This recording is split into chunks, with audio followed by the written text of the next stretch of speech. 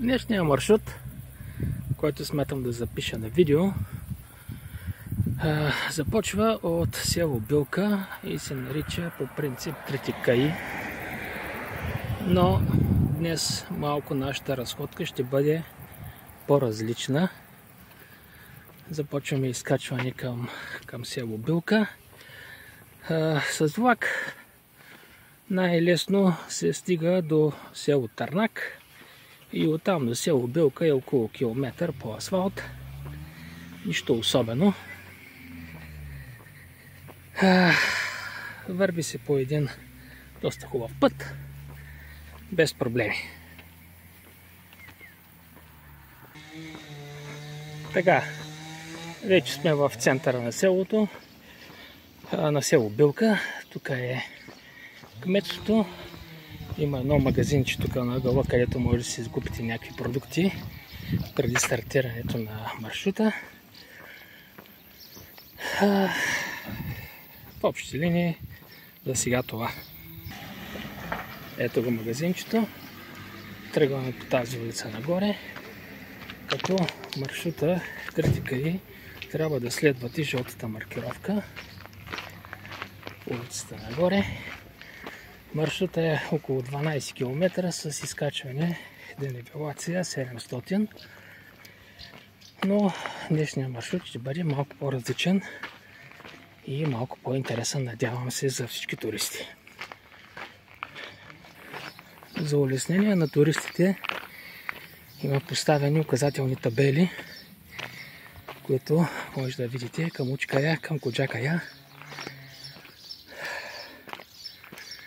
В принцип почти е невъзможно някой да се загуби, но все пак има всякакви обстоятелства. Където свършва асфалтовия път, трябва да хванете пътя в ляво, коларски хубав път, което започва същинската част от маршрута и изкачване към емблематичния връх Коджакая. Източен Балкан, едно невероятно място за разходка, особено такава ежедневна разходка, където може да се насладите на красотите на Балкана. Тук релефа е предимно скалист, с добре развита мрежа от коларски и горски пътища, малки пътечки, предимно направени от кравите, където ще видите, тук има доста крави, така нареченият едър рогат добитък. Самото стартиране на маршрута започва с 3,6 км изкачване към връх Коджакая, където имате положителна денивелация около 500 метра. Селото се намира на 100 метра надморска височина, а самия връх на 597 метра.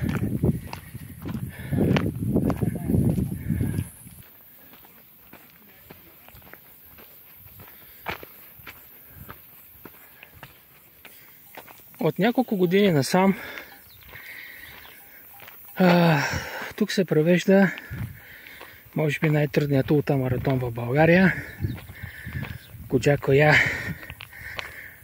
Epic Trail, където всяка година събира най-добрите бегачи на дълги разстояния. Тази година имаше около 700 състезатели, които се състезават в дисциплините 14 км, 30 км Sky, 42 класическото разстояние и за майсторите 75 км. Интересното на този ултрамаратон е, че всеки сам си носи всичко. Няма подкрепителни пунктове, няма нищо. Кот намериш, това е. Разбира се, има много чешми. Тук местните се славят с това, че са направили много чешми. Но в летния сезон, за жалост, Много чешми работят. И всеки сам трябва да си носи всичко. Така, влизаме вече в гората. Излязахме от селото. Тук може да видите жълтите маркировки.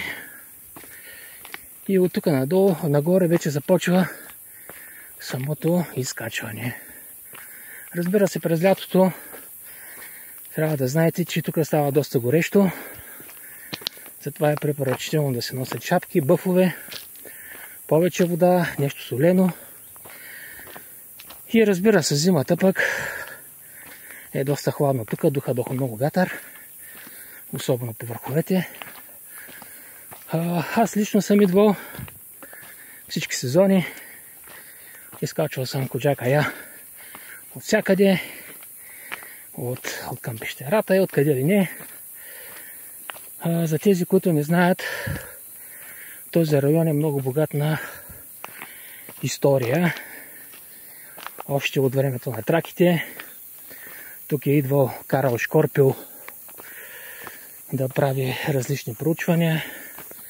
На връх Учка Я има намерена тракийска крепост. На самата Коджака Я има крепост, която между другото е с триъгълна форма. Отдолу под самия връх има много голяма пещера, картирана 60-те години. Лично аз не съм влизал, но знам откъде са входовете, къде са отдушниците и така нататък. За жалост, преди няколко години имаше смъртен случай от хора, които са влизали вътре. Но, както обичаме да казваме, имало е да става. Така, продължаваме сега нагоре да видим какво ни очаква. На около 2 км и 300 от селото има една много хубава панорамна площадка, където се открива гледка към връх Ортака Я. Много интересна гледка е. Сега ще ви покажа за какво става въпрос. Много пъти туристи, които не са идвали тук и като видят формата на връх Ортака Я и си мислят, че изкачването му е невъзможно, но всъщност не е така. От източната страна има една много хубава полегата пътечка, където малко стръмна е, но за нула време сте горе. Ето тук е въпросната площадка, където се открива тази невероятна гледка към връх Ортака Я. Ето вижте за какво става въпрос. А ето там горе е връх Коджака Я. Вижте за какво става въпрос. Доста е красиво. Има гледка и към село Добромир. Ето там е малката кая зад нея. И така.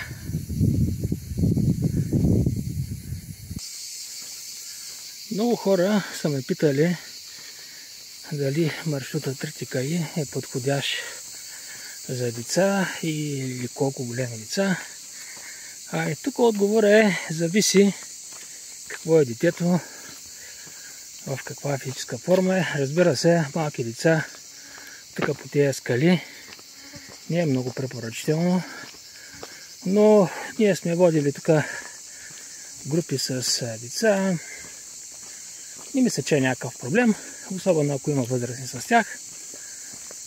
Разбира се, ще има мрънкане, ще има това, ще има онова, но в крайна сметка ще останат и ни хубави спомени.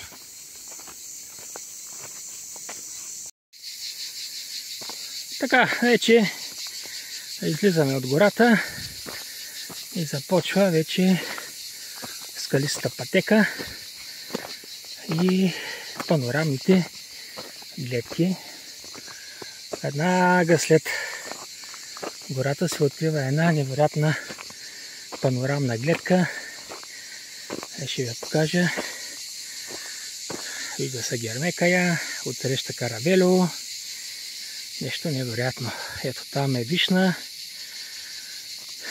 Все части от ултрамаратона, дългата дистанция, ходят на една голяма екскурзия. Така, тук разбира се, хубаво е да сте обути с маратонки с грайфер или туристически обувки, защото е доста каменисто. За жалост, тук идват хора с мотори и допълнително развалят пътеките, естествено и кравите, тези големи чудовища. Така, много скалисто. До самия връх има около 500-600 метра още, но заради тази гледка си заслужава изкачването. Благодарение на ултрамаратонът, който се провежда в село Билка, годишно вече идват доста туристи от цяла България, смея да кажа. Доста туристически дружества идват. Аз лично съм към дружество Родни Балкани. Тук и провеждаме няколко мероприятия. Аз лично водя тук хора, походчета. И винаги много ме харесвало. Надявам се за бъдеще да остане така. Хубаво е хората, които посещават това прекрасно място, да не го замърсяват, да не си фърлят фасовете и бутилките, като им падне, защото, както обичам да казвам, тук няма горски чистач и това, което направим, се остава за нас и за следващите поколения. Преди да стартираме самото изкачване на върха, има тук така едни табелки, които показват към Ортакая и към село Билка. А тук надолу има една пътечка, където по принцип е туристическия маршрут. Когато се качите на върха и слезете, от тук трябва да продължите надолу и после в дясно. А ние продължаваме нагоре, защото ще слезем през скалите. Преди няколко години аз и мои приятели, как така да се каже, най-верните фенове на Коджакая, решихме да сложим на самия връх една установка, където има аптечка, указателни табели, тетрадка да си запишеш някакви мисли и така нататък. Имаме и знаме. Сега ще го покажа малко, като стигнем малко по-нагоре. Тук пътечката вече е доста добре оформена. За първи път, като почнахме да идваме, даже много трудно намерихме откъде да се качим. Това беше във времето, когато прохождахме в дългите бягания и така нататък. Маршрута, който смятам днес да минем, съм го кръстил обиколката на Коджакая и ми се иска да го правя ежегодно, поне по един път, и да се опитам допълнително да популяризирам самото място тук. Повярвайте ми, много ще ви хареса. Не е толкова трудно изкачването. В рамките на час и половина лежерно изкачване ще може да се изкачите. Гледките, които ще видите отгоре, наистина ще ви харесат. После ще ви покажа и Ортакая, и Учкая и така нататък. Но да стигнем до там.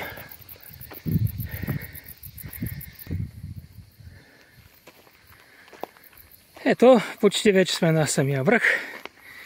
Ето установката, за която ви говорих. Знамето малко се е разпърцало, но ще го сменим и него. За жалост имаше хора, които преди 2 години бяха съборили установката, качват се на нея, правят си снимки. Ние бяха съборили. Сега сме сложили малко по-здрава основа. И моят апел е на хората, които идват тук, да не я събарят. Ето вижте, има табелки към Токио, към къде ли не. Ето тук е въпросната аптечка. Ето ги лекарствата, книгата. След малко ще проверя дали всичко е наред, ако трябва нещо да се зареди. Ето я ортака я и празният язовир. Една страхотна панорамна гледка. Гледайте за какво става въпрос. Страхотна работа. Слизането от върха ще го направим тук през скалите. В принцип има добре оформена пътечка. Там долу ще слезем на полянката и ще отидем към мястото, където има беседка, има чешма, има туалетна дори. След като слезем вече от върха, минаваме по една тясна пътечка и ще стигнем до един надпис, направен с камъни, който пише Коджакая. И оттам се завива наляво и се стига до беседката с чешмите.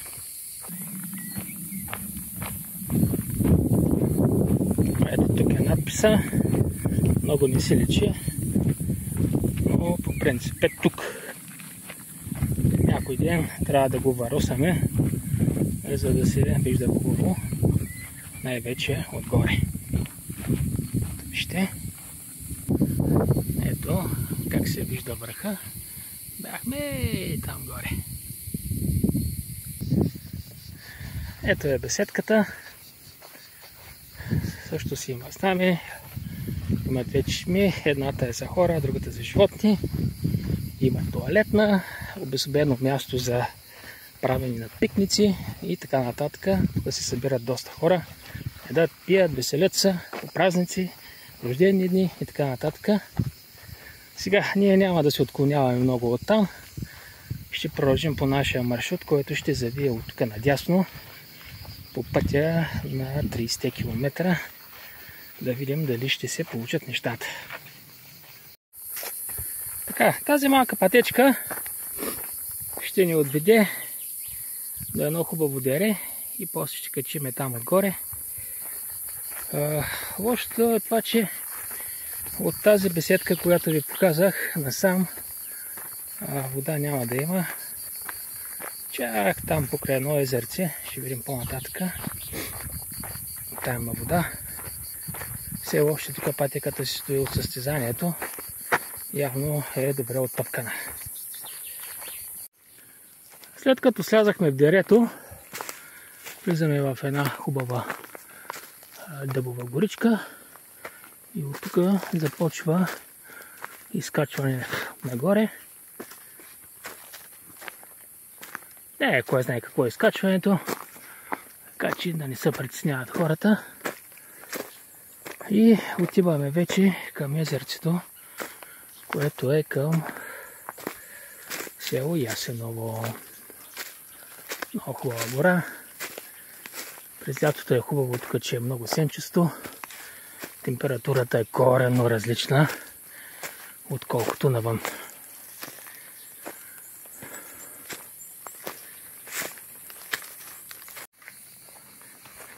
Хубавото на това изкачване е, че има ето такава гледка към Коджата. Нещо невероятно. Хубаво се вижда и стръмния ръб и всичко. Гледайте каква красота.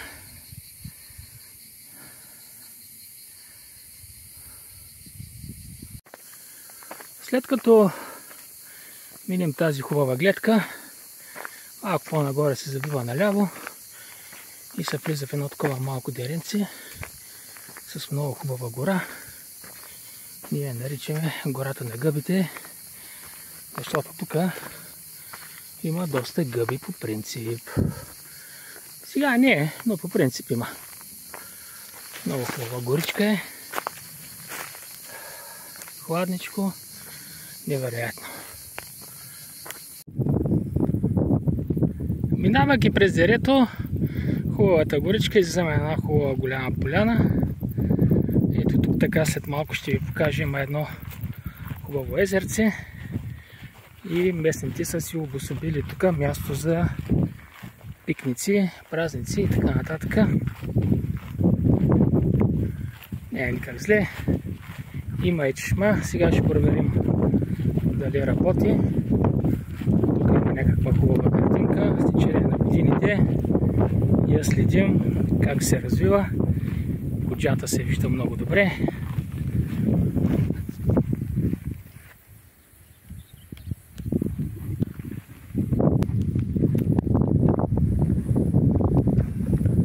Ето го долу езерцето. Ето е чешмата.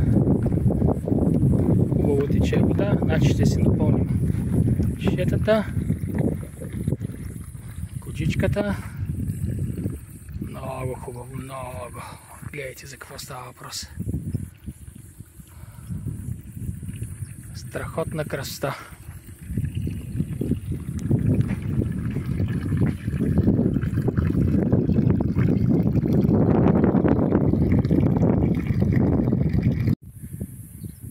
Точно над тази чешма има друга чешма, която така хубаво обособена като място за почивка. Ето сега ще влезем вътре да видим как е.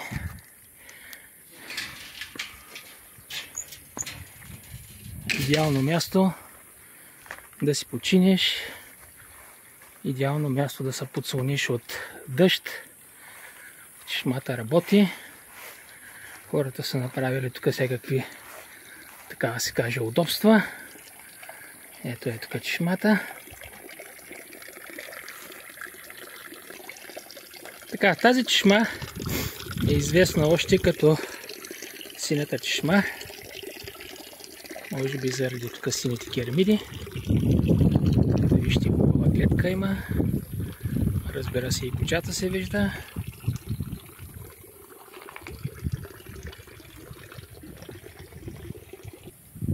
А нашия път продължава от тук надолу.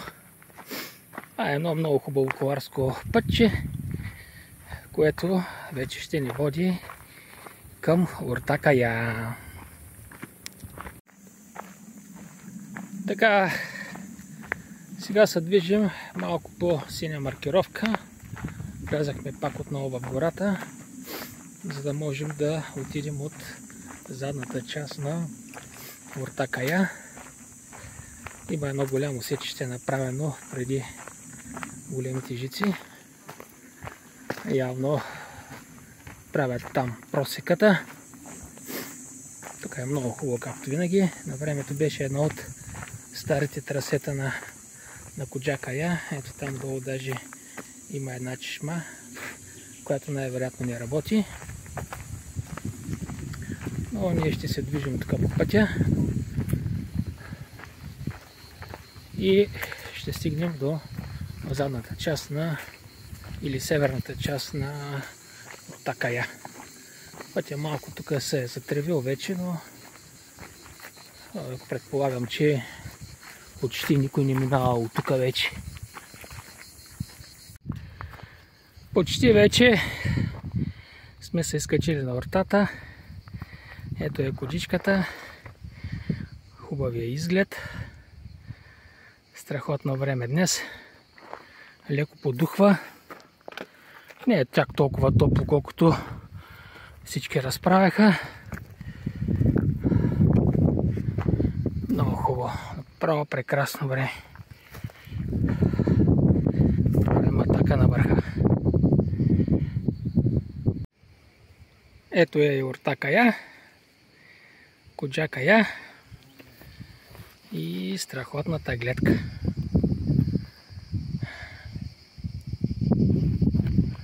Гледайте за какво става въпрос. –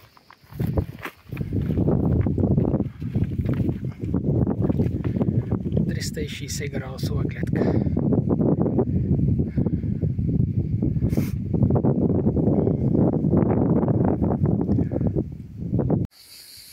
Слязахме вече от юрта Кая. Долу в горичката сме. Нещо се заоблачи. Може и да завали малко дъждец. Да разходи.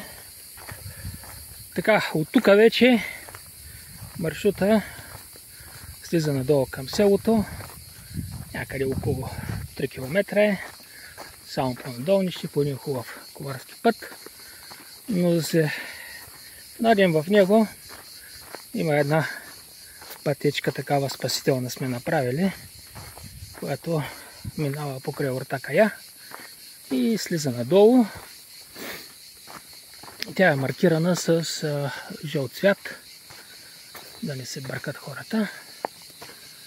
И 3 км, горе-долу, 30-40 минути сме в селото. Страхотна горичка, сенчица, право кеф.